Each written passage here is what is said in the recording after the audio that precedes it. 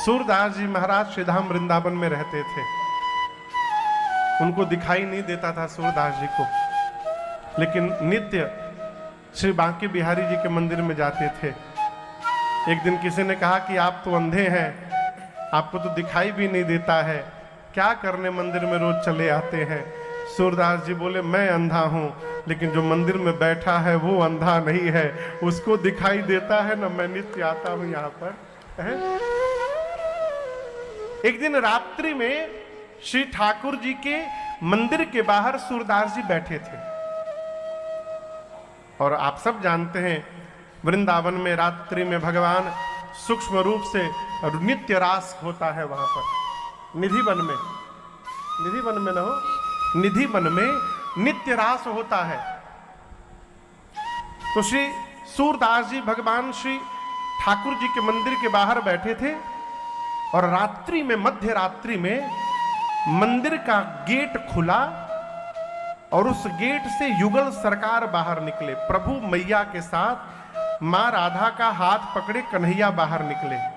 पायल बजा, सूरदास जी श्री किशोरी जी के चरण को पकड़ लिए। ये लोग वेश बदल के जा रहे थे। मैया बोली, बाबा अरे काहे पांव पकड़ लिए? बाबा पांव छोड़ो, पांव छोड़ो। कन्हैया भी बोले, पांव छोड़िए बाबा, पांव क्यों पकड़ लिए?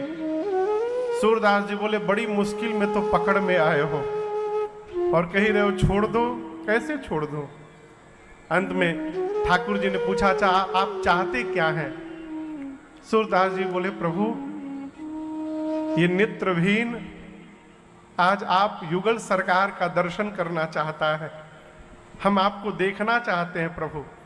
श्री ठाकुर जी ने कृपा करुणा की वर्षा की, ज्योति प्रकट हुआ और वो सूरदास जी के नेत्र में प्रवेश किया और जो सूरदास जी को दिखाई नहीं देता था उनकी आंखें आ गई।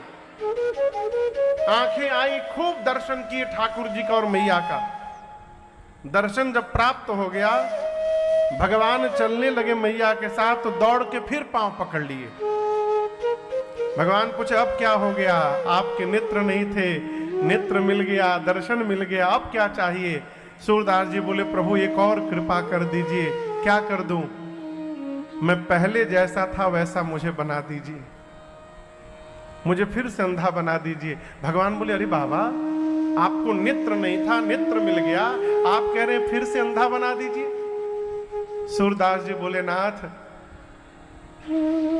आपको देख लेने के बाद अब कुछ देखने की जीवन में चाह ही नहीं बची नाथ। अब मुझे कुछ देखना नहीं है, जो देखना था वो दिख गया प्रभु, अब मुझे फिर से अंधा बना दीजिए। ये क्या है? लोचन चातक जिना करिया। जिसकी आंखें भगवान को देखने के लिए सदैव लालायित रहे, हे रघुनाथ जी आप जाकर उसके हृदय में सीता जी और लक्ष्मण जी के साथ विराजमान हो जाइए।